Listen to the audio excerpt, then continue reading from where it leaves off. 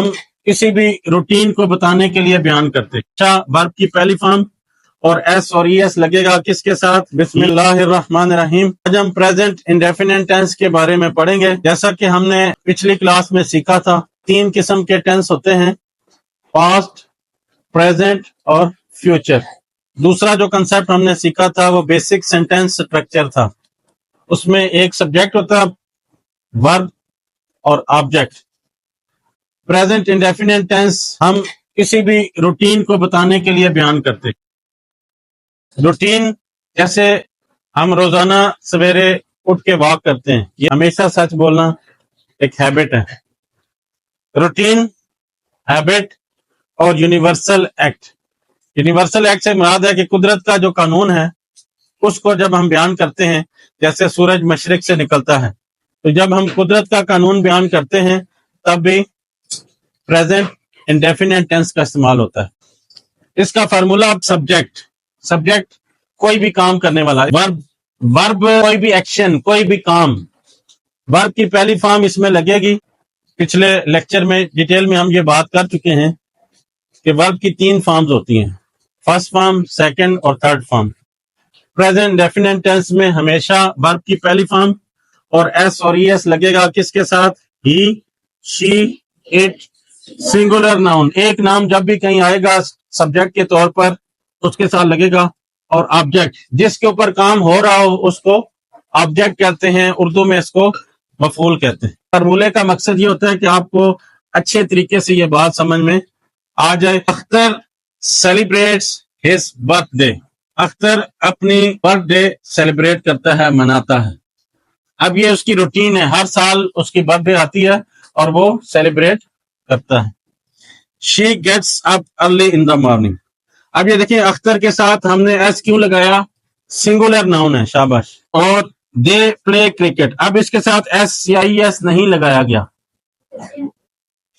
इसलिए कि ये ही, शी, इट और सिंगुलर नाउन में ये नहीं आता। ऐसे तमाम वर्ड मैं यहाँ पे लिख देता हूं जिनके साथ आएगा और जिनके साथ एस और ई एस नहीं आएगा। इनके साथ एस और ई एस लगता है और सिर्फ इस टेंस में लगता है, हर एक में नहीं लगता। दूसरी चीज आप नोट करें, इनके साथ लगेगा और इनके साथ नहीं लगेगा। वो कौन से हैं? आई, you, we,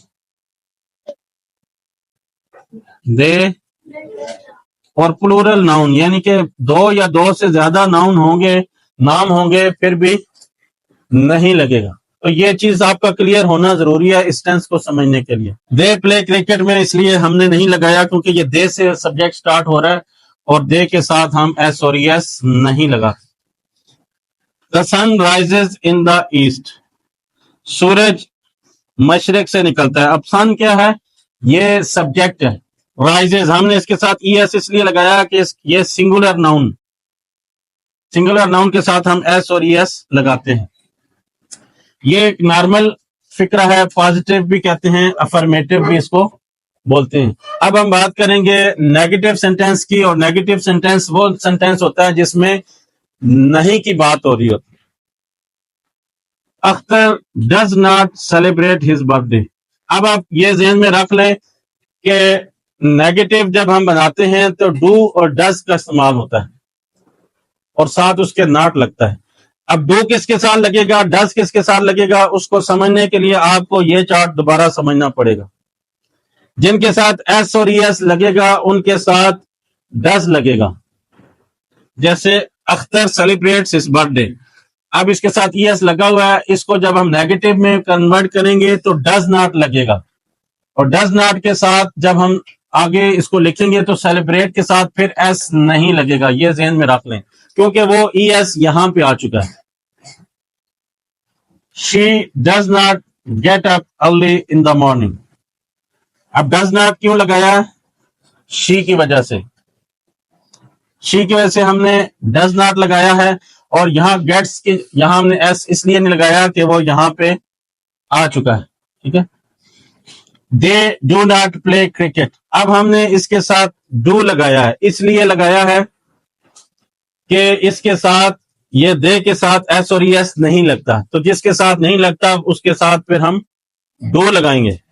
they do not play cricket.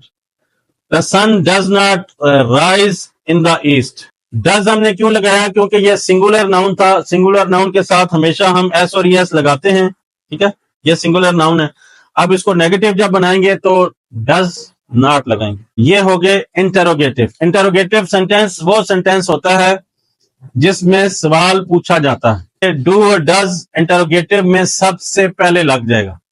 इसमें हम सब्जेक्ट के बाद डू और डज लगाते हैं, लेकिन इसमें डू और डज शुरू में आ जाएगा। यहां जो बच्चे अक्सर गलती करते हैं वो क्या गलती करते हैं? डज या डू के साथ नॉट भी लगा देते हैं। ये कॉमन मिस्टेक है। आपने सिर्फ डू और डज का इस्तेमाल करना है इंटरोगेटिव में, फिर आपका वही सब्जेक्ट उसी तरह आ जाएगा। और यहां पे डज आ गया और यहां पे फिर एस नहीं आएगा। Does Akhtar celebrate his birthday. अब डज क्यों आया है? क्योंकि सिंगुलर नाउन है, इसके साथ एस और एस लगता है। और इसको जब हम इंटरोगेटिव में कन्वर्ट किया तो डज हमने लगाया और नॉट इसमें नहीं लगाते। सेलिब्रेट हिज बर्थडे, पहली चीज।